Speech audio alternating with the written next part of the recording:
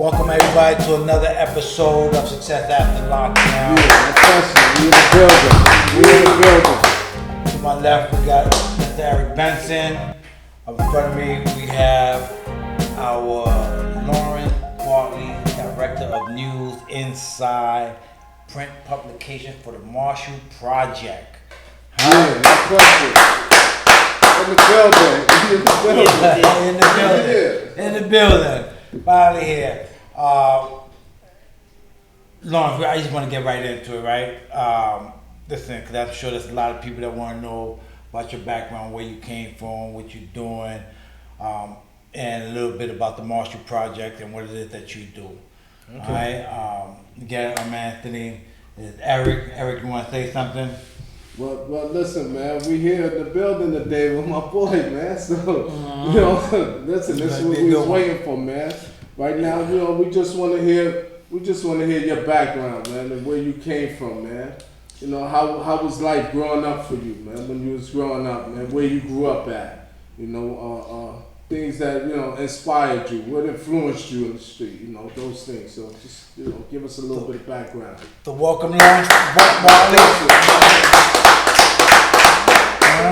So Lawrence, where you from? I'm from Queens, New York. Queens, boy, we got a lot of people from Queens today, yo. Okay. Tell us, what was it like growing up? Well, I had a pretty decent childhood, man. I lived in Queens, New York with both my parents.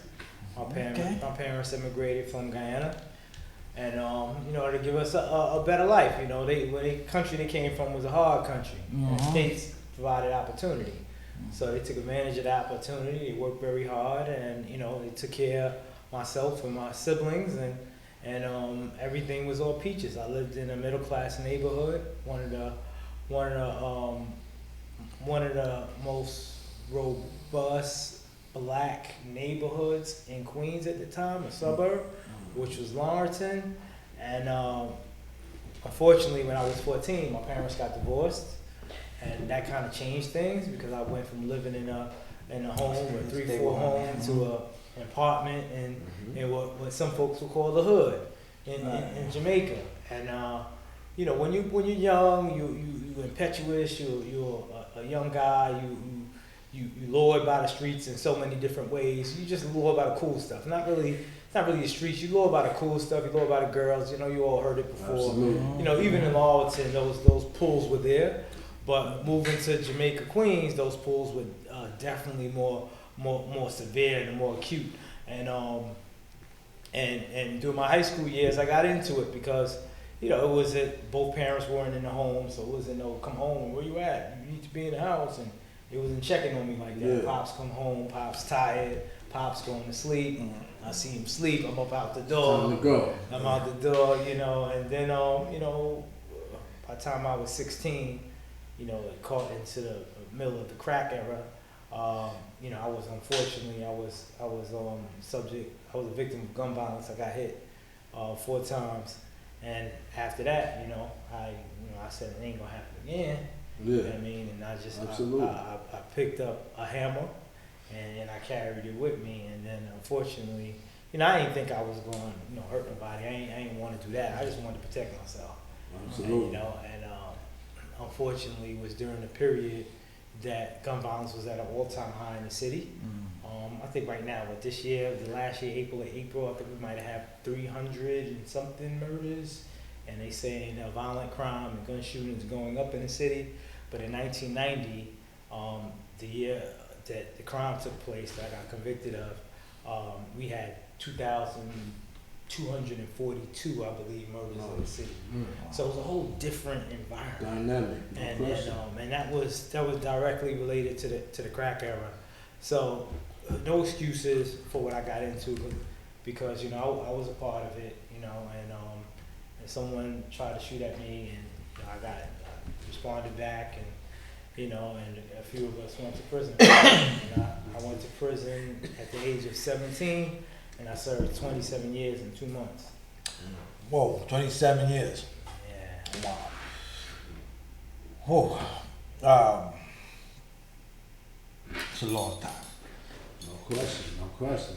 Did you go to trial or did she convict? Definitely with the trial. That was a With the trial. discount. 27 was a discount, with the trial. And I smile about it now because it's in my rear view, but during that time it was nothing to smile about. I grew up in prison. I learned how to shave in prison. I done saw the worst of the worst. In 1990, New York State prison system was at its all-time high. They had 71,000 people incarcerated. Right now, they have about 30,000 people. That showed you different. There was no empty cells in the gallery. Everything was It's a full. whole totally different dynamic going on. Yep. Around that time, they started instituting double bunks in a small cell to pack people in. And some even triple bunks. Yeah, it was crazy. So I asked this back when you before you went to trial. Did you have a cop out? Because everybody a lot of us had a cop out that we could have did less time. They gave it to us. They give us an offer to DA. Some of us think about it. Some of us don't. Did you ever get one of those offers back then? Yeah, I got an offer, but I'm gonna put it like this. This is a podcast. We're gonna keep it real. That's I like right. standing on mine. You know what I mean? My co-defendant. I still love you, bro. But we had a cop out. We had a 3 to 9 cop out. And first, being 17, 3 to 9, I'm not doing no 3 years. I'm crazy. Can't be serious. But after a while, reason I was like, yo, man, let's do this, man, because they ain't letting us go. We in Nassau County, we from Queens, they not letting us go. At the time, when you in that situation, you're not thinking about, in certain degrees I was, but like thinking about the victims and their family, what they go through, and kind of juxtaposing it next to myself, self-preservation. I don't want to do all this time. Yeah. But when you're young, that's what you think about. You think about what's right in front of you. It's no disrespect to the family members or anything, but this is what I was dealing with at the time. So 3 to 9, thought it was a lot, and I said, yeah, I'm going to take it. I want to take it. But the district attorney said, if all your co-defendants don't take it, you can't take it. So I remember having conversations with my co-defendants, and but one of my co-defendants was older. I was the youngest out of the 4 of us. One of them, they offered him a 5 to 10 because he had a prior record. And they said 3 to 9, but he gets a 5 to 10. So we having a conversation in the bullpen, and he like, damn, why I gotta get the 5 to 10? Yeah. You know what I'm saying? Nobody wants the 5 to 10. No, nobody want that, And I understand that. Yeah, dude. So he had to think about it. And when he thought about it, he was like, nah, I'm going to trial. And then, I went to trial first, and they fixed me right on up. 27 to 30 years to life. And he got a lot of time. He got like 14, but he got it reversed down to 10. But he still did more than that. But in hindsight, we know what we would have done. But when you're in that situation, you don't know what you want to do. You don't know it's going to turn out the way it had. So I don't even fault him for that. No question. What was your reaction? I'm sorry. What was your reaction when you could have copped to a 3 to 9 to get 27? What was your reaction?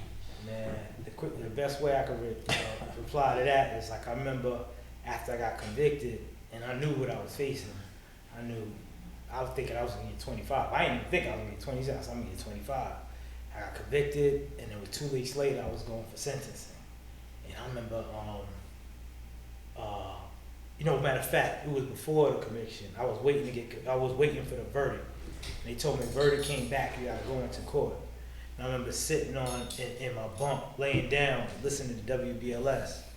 And I'm like, damn, I'm scared. My stomach is trembling. Yeah.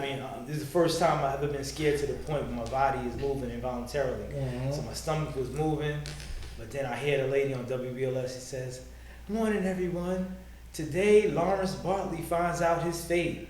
He's going to court," and the jury came back with a verdict. And I'm like, oh, my stomach started going crazy, man. I'm like, damn.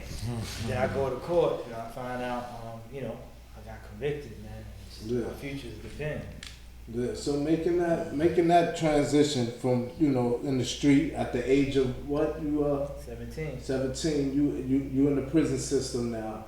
Like I need to know like the grit, man. Like how was your first 5 years? Like you know what I'm saying? Just talk about your things that happened with you, man, and leading up to your transition.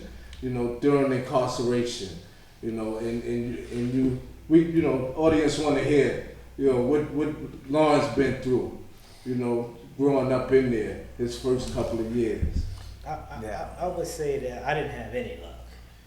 Everywhere I went to, whether jail I get into, you go in the bullpens. I remember first I went to, it was Nassau, and going in there, they say, all right, yeah, man, I got roughed up by police, I got roughed up by detectives, I got roughed up by court officers, I got jumped by incarcerated staff. I went in there, dudes jumped me inside of in Nassau because I was from the boroughs. And then like a couple of weeks later, they sent me to Rikers Island because I had a case in New York. And I went there and I'm in the bullpens and people are saying, we in the 4 building, the time 4 buildings live. Yeah. And people are like, you alright, somebody who been in there before. He's a veteran, 16-year-old and stuff. Crazy. He's like, yeah, man, you good, man. If you go to 4 Upper, you good. Go to Mod 8, you good. It's on this side of the building. This side of the building's a little chaotic. Over here, you be good. And there's a lot of people from Queens over there. A lot of people from Queens in 4 Upper, 4 Main. Latino brothers, Latinx brothers. So I don't know. They ain't gonna let you live there. But one place you definitely don't want to go. You do not want to go to 3 Lower. Do not go there on any circumstance. Yeah. So I called the names out. They said Johnson, 4 Upper, such and such, Mod 9, Bartley, 3 Lower. I'm like, God. Yeah. My luck is always the worst. So I get in there, and then it lived up to its reputation 10 times. I mean, I don't think a day went by. Good days when none of the days are good, but a less violent day was when 3 people got cut. That was a less violent day. I mean, the officers was beat our TV with a broom, beat our phone with a broom. Like, you guys are effing animals in here, and it's like, I gotta live in this shit. So it was crazy, man. But but after years, and then I went up north, and up north was this old different type of animal. You got men. I mean, I'm not living with that. Listen, I'm living with men who sentenced to 50, 100 years, 20 years, or whatever. And and people live here. It's not people short stays. It's like these people live here, and it's like, and the guards live there. It's a whole different mentality. Yeah. And it was adjustment, getting used to it. I made sure that I didn't let it live with me. I made sure no matter what I was going through, I remember the way my grandmother used to spoil me. I don't know why. So everybody got something they cling on to, but I cling on to that. My mental health would cling on to my paternal grandmother. Mm-hmm. No matter what, any situation I'm in, if I felt it was rough, I would think about her. Mm-hmm. And that kind of kept me with my sanity. And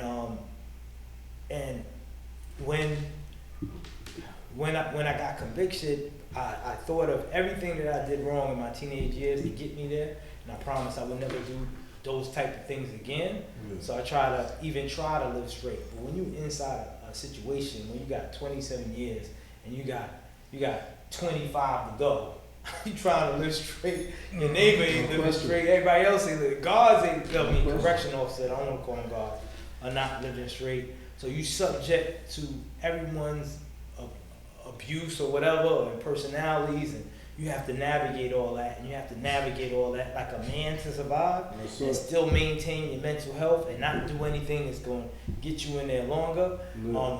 I can't go into too much detail because I'm not pulling everybody into the story, but just imagine a young child going through all that, and to come out with sanity is a marvel within itself. It's amazing, no question. But, there's other things that I did to keep me going throughout the years. When college came out, dove into that. Yeah, but before we go into all of that right there, so like I always remember when I started my bid, like I never thought I was coming home because I seen my brother and his friend Smitty, he got 25 to life. You know what I mean? This one had 20 to life, and when we was young and we was out there and the older dudes got life, we was like, oh, they never coming home. Right. You know what I'm saying? So that's how I felt when I came up north. That I was never coming home. there was a lot that, went into my transition. So, but I want to know, how was it, before you came upstate? Was you, this wild dude on a, how was your mechanism? I guess you're protecting yourself. You know what I mean? Was you in that protected mode of, coming in somewhere that's actually foreign to you? You know what I mean? Because, and then it's that survival of the fittest tactic that a lot of us go through, coming through. Because I was in the Fort building 88, 89, so, you know what I mean? I understand that whole dynamic, you know what I mean? So, where were you at in life, your mentality, you know what I mean, growing up as a young, youth in there? I think I got into a lot, but everybody, if people listen to this, or people who know me, that I got into it, may have been on the other end of it, and they heart of hearts, if they ever look back at it, they're like, well, Cha didn't really try to take advantage of me or anything. Like, people would say that what they did to cause that situation. I wasn't the type of person that would prey on someone or take advantage of someone. I wasn't made like that. I don't know if it's a product of, my household I came from. I wasn't constructed like that. But at the same time, I would never let anyone take advantage of me. And if someone would take advantage of me, they want to go 8, I'm going to go at a 10 or a 12 or a 20. And then they'll know, I ain't taking advantage of that dude. And people are here, don't mess with him. Yeah. But at the same time, you can't. I remember I got into a situation, right? And I remember the guards, the gang intelligence, and the lieutenant came to me and he said, you know what, Bartley? This was a bad situation to happen. But I know somebody had to push you, because you would never do nothing like that. Yeah. You know what I mean? So when I would go to my hearings and all that, I mean, What you do, man? what you do? All these Okay, you ain't got to glorify. You ain't got to glorify. But some things don't need to be said, but hey, he blanked out. You blanked out. Oh man, it's not even. It was. It's like he went red line. In a situation, that people will take physical advantage of you, not like sexual abuse or nothing like that. But people will take advantage of you and push you because they had a bad day, because their girl ain't coming to see them, because they're so bored, there's no program, there's nothing to do, and all of that is like a powder keg. They're influenced by someone else, and and they would really just try to get a name off of you for anything. Absolutely. And I wasn't letting that happen to me at all, and I wouldn't let it happen to someone who I felt like they didn't deserve it. No question. You know what I mean? I would step in and stop. And see, that's what I'm talking about. Not to cut you off, but I remember going to the Ford building. I remember going to court. I remember, my boy Rambo. A couple of dudes that I used to be around. You know what I mean? Shout out to John Rambo. Yeah, that's my boy.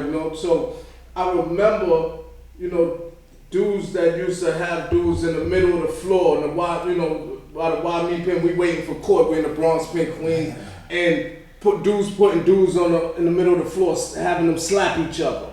I never was with that, so I was around dudes that used to do it, and so they knew I didn't like it. So I got into stuff with them too for not liking it. So I never. So I understand that. You know what I mean? Where we go through. So that's just what I wanted to hear. Like, where was your mentality at that time? You know what I mean? Yeah, and then how you grew up. When my you mentality came. was never there. No I was question. never into. Yeah, I wasn't. Sure, stuff like that happened around me, and I wasn't as confident enough in my environment to get in to tell dudes, yo, you ain't gonna do that. You ain't gonna do that. I was 128 pounds, 5'7", new to the game. I was in Nassau and Rikers Island going back and forth. So I was never in one place for a long enough time, over a 2.5 year period as I was waiting for trial.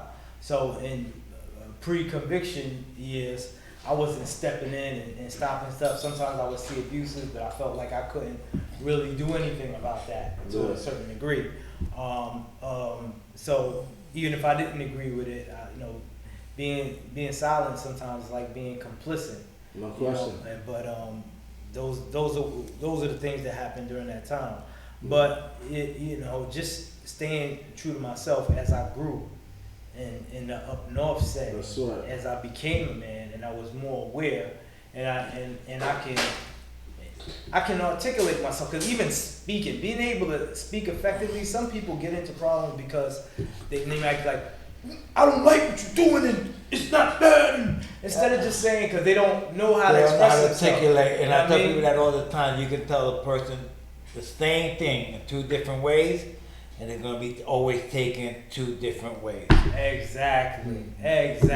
Right, and it's how we communicate with people. How we communicate. You come off aggressive, some people get defensive. Yep. You come off understanding and communicable, somebody can communicate with you. Exactly. Yeah, I get it. Exactly. Yeah. So I had to learn how to speak in that way. Yeah. Both to correctional staff and prison administrators, and both to incarcerated people. Yeah. I had to be able, even when we don't disagree, even when some situations like staff would be like that as well, like still violent. Oh, I can crush you, I can leave you in here, I can put you in a box, break your skull, and all that type of stuff. But when you can be a man still and tell them they're wrong without crossing line. Nah, you can't.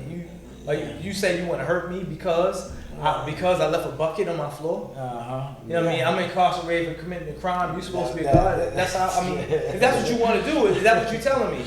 Well, I mean, and then getting to know that, like, yo, I ain't coming from a place of trying to check you and make you feel small. I'm coming from a place to just get understanding. Listen, this is where I am. This is where I'm at. Don't try to push me in that lane. But when you say that, I remember, I've known you since the 90s, and you always been that brother that knew how to articulate himself.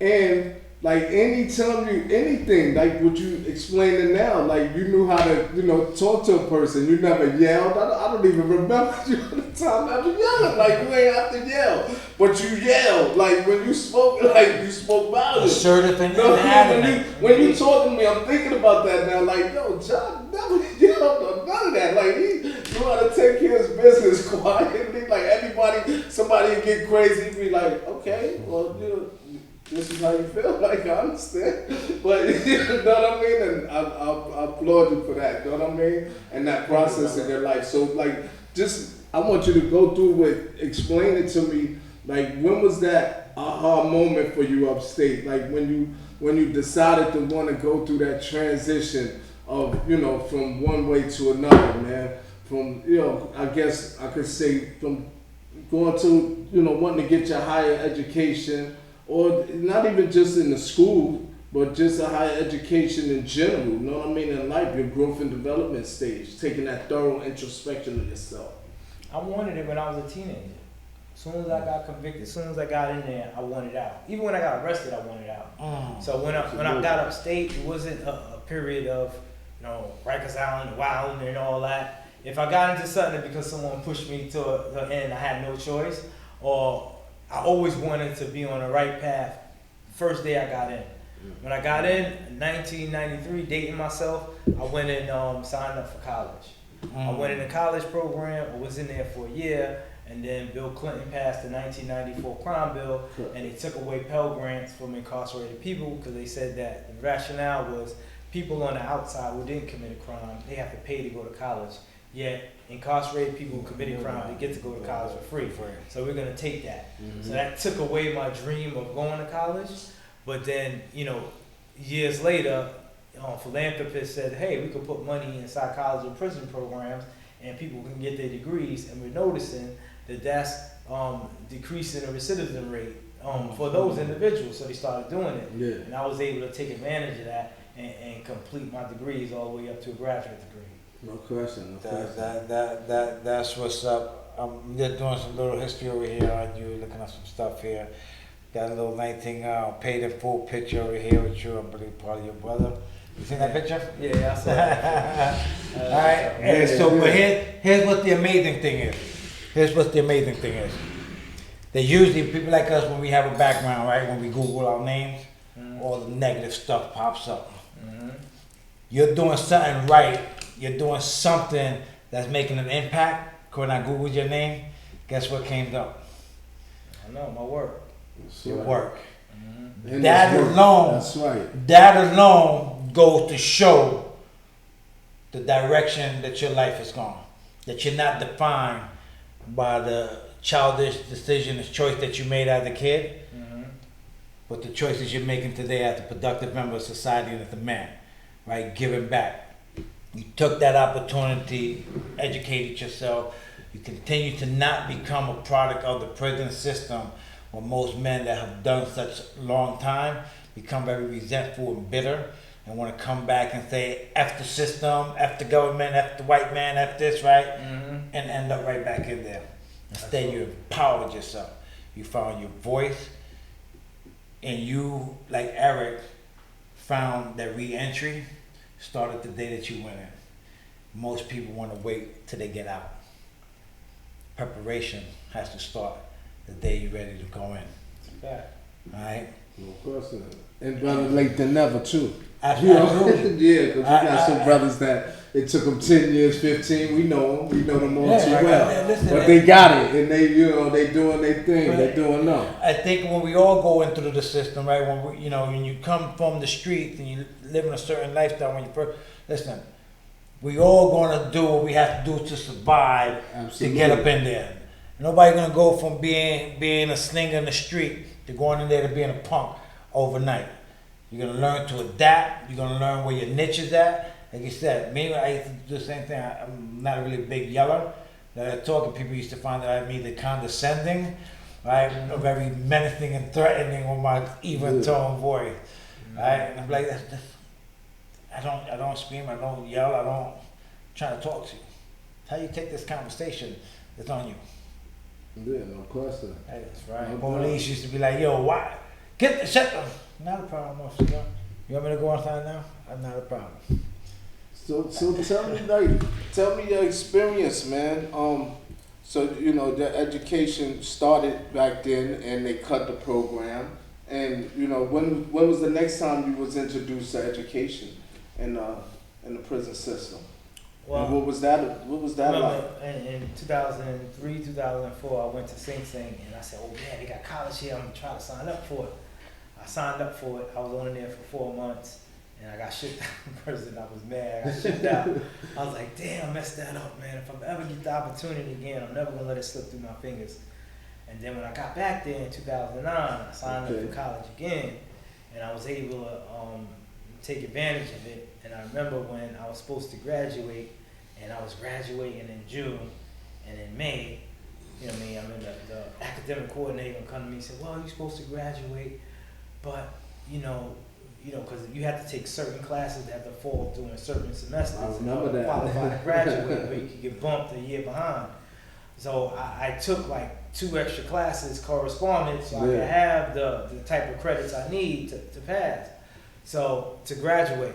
But a month before graduation, I remember she came and told me, "Well, we're no longer accepting those 2 classes. And basically, those 2 classes you took for nothing, and you won't be able to graduate." And you had to pay for those. And I had to pay for those. I'm like, what?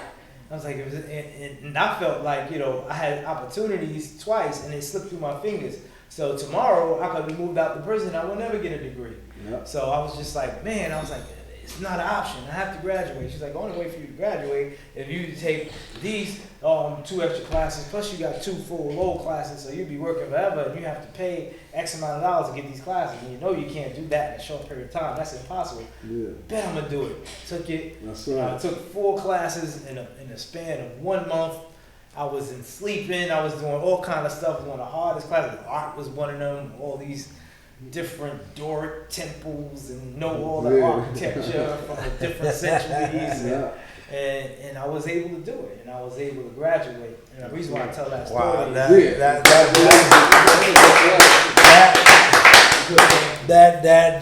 is amazing. Thank you. And why you tell that story?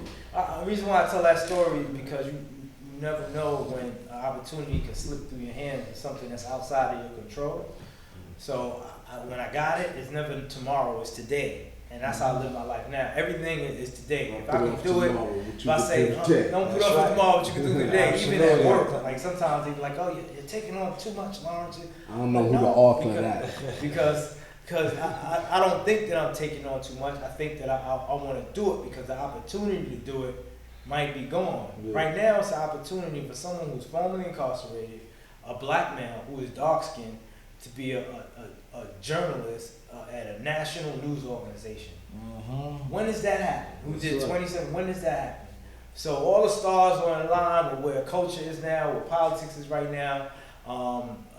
Whatever I learned in school, my ability to write, my ability to articulate myself, that put me in a position to take advantage of the opportunity. That's right. So I don't take that for granted. I go hard all the time, and I don't want the opportunity to pass, because not only is it important for me, it's important for a lot of people who don't get that opportunity to have the narrative shaped in a way that's true to them.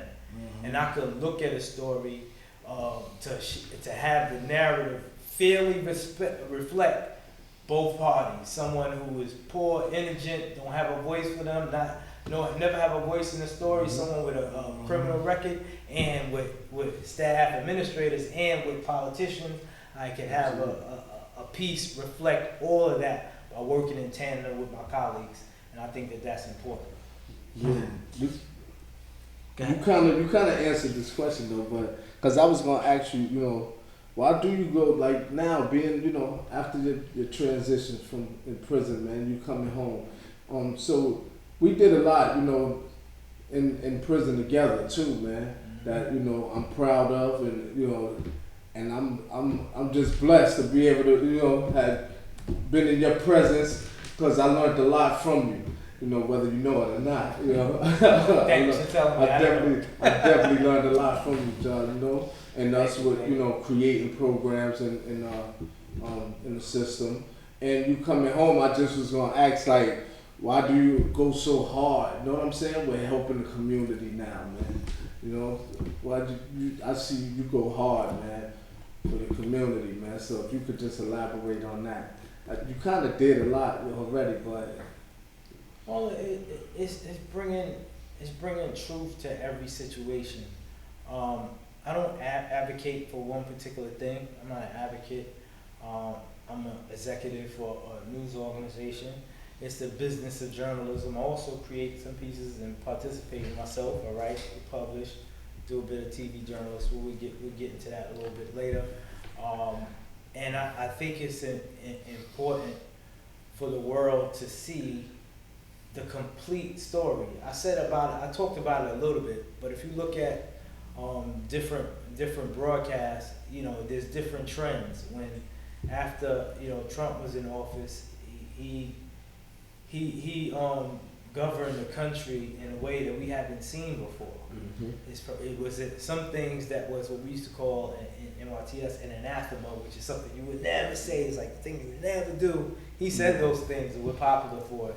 And then forced other people, journalists, to do the same thing. On the other side, Started the trend. Let me. Right. So for me, it's like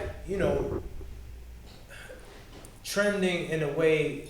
It's like they say, voice to the voiceless. That sounds cliche, but speaking truth honorably in a way that people haven't seen before. Maybe they have seen it, but they haven't seen it coming from, as I can remember, come from someone who represents guys, girls, people who are non-gender binary pronouns, to represent them in a different way. And by that I mean, a lot of people think people who are incarcerated are violent. Sometimes they're on drugs. Prison is a horrible place. But I know some people who are in prison that work really hard in order to be better people. I want to shout out John Valverde. I remember when he was locked up, he used to have his greens pressed. Shout out to John. John Valverde. Everything used to be neat and pristine. That's right. And he used to say, when I get out, I'm going to be an executive. I'm going to wear a suit. I'm going to have everything classy. I'm going to have my appearance. My hair ain't going to be out of place. Reflect who I want to be. Now he's the CEO of Youth Build. He's been in there, and they're in like, 30 or something countries or whatever. And he's been doing that for years now. I mean, there's people like that who the world haven't seen, who haven't got a chance to see and bask in their light. And when I'm creating stories, it's not necessarily about me, but I know, like, with News Inside, my publication, a lot of people write and say, I remember this young brother said, you know, I'm going home next year, and you know, I know I'm coming back. That's where I am. I'm coming back. I'm gonna be locked up. I'm gonna come back. Yeah. But you know, this other guy told me I should go. I told him that. He said I should go to the little library and pick up News Inside.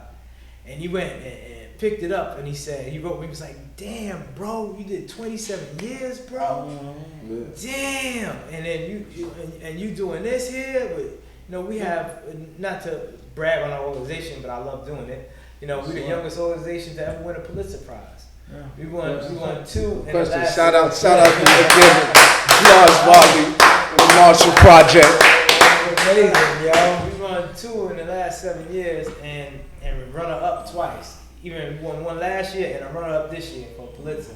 So we do some really robust work, criminal justice work, and for the young guy to be enlightened by that, and also couple that with that I'm bringing him in someone who did time that he can see did more time than he did.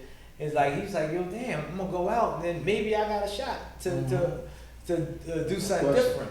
Maybe I'm gonna be a little bit more interested in politics, what's going on. Maybe I'm gonna be a little more interested in jury selection and juries. Maybe more interested in what's going on in different states that affect other people who might affect me. You know what I mean? Different. Just open your mind up to thinking different. I like feeding people information and get them to think different and open it up, because they never know what they can do with it to their benefit and the benefits of the maybe he'll be another newsletter creator.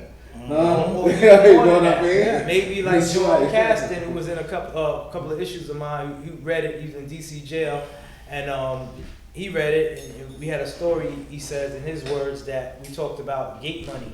We talked about people getting out and getting $40 in a bus ticket, and he was like, "Man, that's tough. People getting $40 in a bus ticket." And he's a very astute individual. He reminds me of Jermaine. He speaks 3 different languages. Been incarcerated for over 20 years. And he looks up the different rules, and he sees that there's nothing blocking him from running from political office while he's incarcerated. So he ran, and he won. He's the first person ever in the country to run for political office while incarcerated and win. You know what I mean? And he says, you know, something that I read in News Inside that sparked that. So you never know where it's going to take a person, you know? No question that. I think that's why, you know, I always say, like, I always told myself, I looked at those people that I knew would be successful, you know, with me growing up in the prison system behind that wall. You definitely was one of them. I said, yeah, when John get out, he's going to be successful. Because you always had that drive, you know, and, you know, being around you all day, just about all day, every day, growing up in there together, you know, I seen it. I seen that drive, and I think that's what helped me. You actually helped me to create this platform, because, you know, I said when I go home, I want to create, you know, a platform for men and women that's formerly incarcerated, that, you know, did the things that we did. We created things. We created programs. We did things to help the community with the limited resources that we had behind the wall. You know what I mean? And so I wanted to highlight those individuals, you know what I mean, that's out here and that's successful.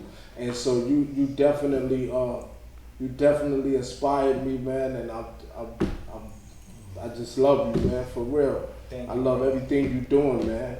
And I know you're going, you know, to higher heights. You know, you're not even at the peak of where you at right now, man.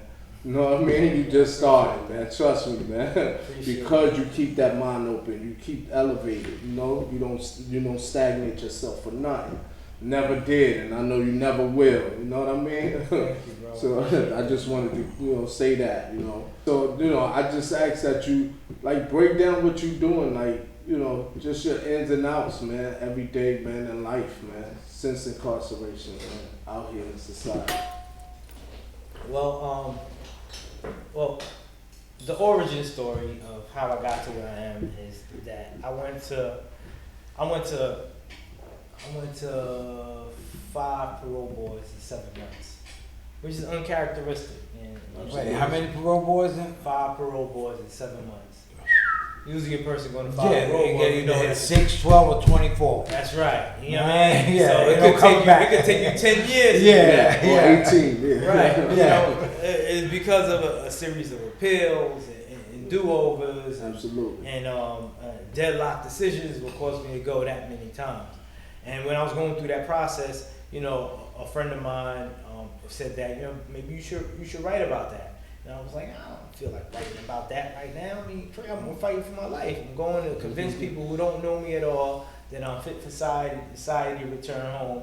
And I'm not used to talking to people who don't know me, who don't want to believe me even before they even met me. And it's kind of, but it's still, you have to do that. You have to do it effectively in order to get back to your family. And so I did that, but a person told me I should write about it, and I felt like it wasn't the time to write about it. I wasn't in the headspace. I was worried about the next board. But I ended up writing it because I thought that it might be helpful to someone who's less articulate than me. It might help them to say, hey, this is what I'm going through. This is what happened with me. So I wrote it, and it was a column called Life Inside of the Marshall Project. It was a national news organization that I work for that I was telling you all about, named after Thurgood Marshall. They picked it up and they published it. And when they published it, I got home in May, and in July they asked, maybe June, they asked me to come into their office to talk to their staff. And we have a boardroom probably a little bigger than this with a big screen, and we have people on Zoom who's all across the country, and then full staff, packed room, listening to an expert. I think it was about once a month, once every 2 months, we have an expert go speak about a particular topic. And this month, I was the expert speaking about, parole. So I spoke about parole in a way that they're not used to hearing, like from someone on this end speak about it, not only from experience, but speak about the policy a little bit, speak about the norms inside prisons and jails inside prisons that feed into the parole board, the process of, counselors taking the box and bringing it there inside the room, and them being human beings, and hearing that, the way the parole board is going, and knowing the person they see every day in the hallways inside the prison, but people in the parole don't know them, so they gotta be quiet though, and all those little nuances that was different. And maybe 2 days after that, I got a call, and they said, won't you come into our office again? And they asked me, do I want to work for them? And threw some at me, and I was like, sheesh. I said, do I want to work for you? I'll think about it. Now, I know they'll play a game, think about it. I let them wait for a couple of days, but I knew as soon as they asked me, I was going to say yes. So I was running. But I ended up working for them, and I started as a communications associate, and it was like a 1-year position. I was a fellow. There was no guarantee that I was going to maintain the job after that year. But, after being there, knowing I've been in prison for all that time, when the internet was created, I was incarcerated. And to see that we produce criminal justice news that incarcerated people don't have the opportunity to see, things that can help them move the courts in ways that will help them get out, things that will help them, like someone in Mississippi see a program that's being put on in California, a theater program or film program or a podcast that they have inside the jail. They can use that and write a pitch to their prison administrator. Hey, let's get a program like that. Look, it's working in this state. And I saw the value in all that.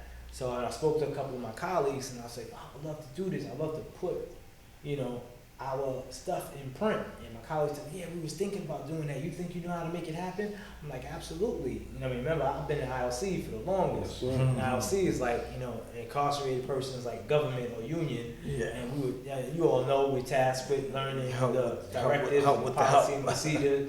Yeah, and just knowing directive and knowing policy and knowing that I can use that to our advantage in order to get our publication into prisons and jails. I pitched it to the Marshall Project leadership, and they told me if I told them, you let me do this in a year's time, I'll get us into 20 facilities in 10 states. And they was like, what? All right, cool. So they threw some money at it and said, go ahead, let's see if you could do it. And in a year's time, I think I got us in about 300 facilities in like 20 states. Wow. And now 4 years later, we're in almost 800 facilities in 44 states. Yeah, that's a success right there. That's That's that drive, man. Determination. You already know. Tell me I can, I'll show you I will. Absolutely. That's what. That's right. But there's another leg of it in doing this work. It's like, I never see it as just doing one thing and it's over. There's so many different iterations and prototypes that go into making News Inside better. I could talk to y'all a lot about that, but I won't go into too much detail. Yeah. But one thing that's important is that I remember some students from Columbia some business graduate students, they came on board, they heard about News Inside, so they wanted to do like a class project and study this efficacy and how I go out doing our process. And they found that 3 out of 5 incarcerated people have literacy issues. And that poses a problem for News Inside. I want people to read this stuff. That's it. So because of that, I got with a friend of mine down in Washington, BU. That's right. Shout out to BU. Shout out to BU. Marshall Project again. Yeah. So we went through that's BU. right. Yeah. Be on the documentary Success After Lockdown. That's right. So he and I created Inside Story, which is a video series that's also broadcasted in prisons and jails, and now it's in over 400 prisons in 40 states. No question. So tell me, Mr. Bartley, man, what would you tell the youth now, man? Everything we went through, how we came out of what we came out of, the transition that we taken in life, the road that we on now. What would you tell the youth today, man? Can I flip that a little bit? Yeah, what you do? I'll tell you what I would tell adults. Okay.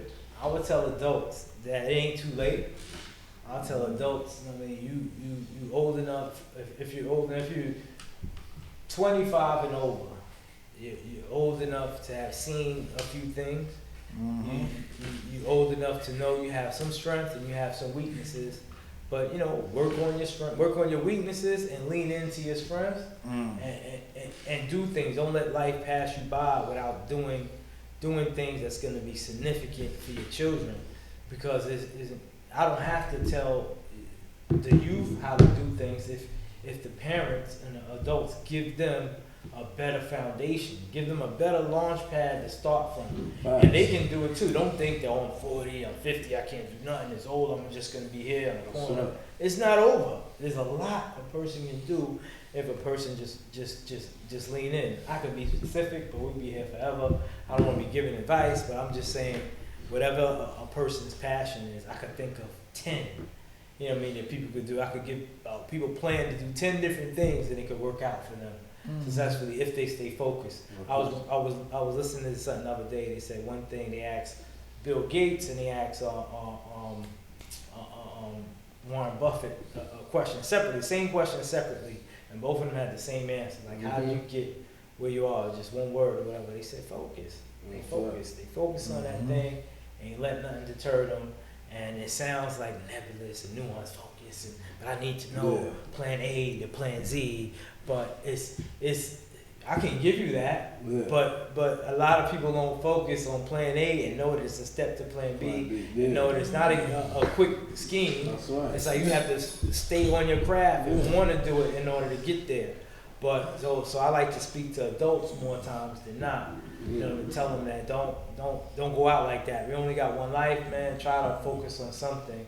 And it don't necessarily have to be success and riches. That's right. It could be success in family, because that's in raising your sons, your daughters. It could be something like that. But whatever you do, just go hard. And I think you just gave advice to the elders as well as the youth, because that could be applied to the youth also. Yep. So with that said, man, I do appreciate you coming, man. Being a part of Success After Lockdown. And I also look forward, man, to working with you in the future, man. I know, I know where your mind is, man, and I know, like I say, your determination is there, man. And I want to be a part of that as well, man.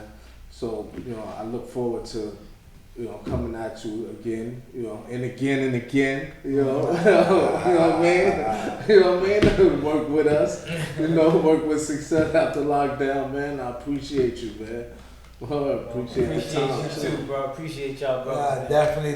It was a pleasure having you on here, man. I think it's just amazing, of the individuals that we have been coming through here, man. And I think we all have the same common. And that you said, man, just focus on what you want in life, man, and just go out of it. Go at it. With that, we want to thank you for coming out to the show. I'm glad I finally got to meet you because I've been hearing about you.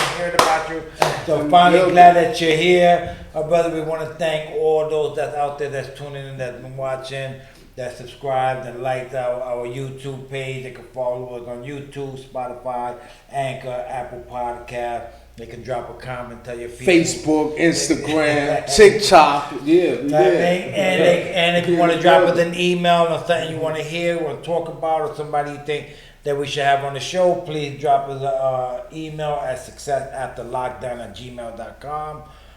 And with that, man, everybody stay positive, stay focused, stay up. Another beautiful episode of Success After Lockdown. Again, and with that, I say peace.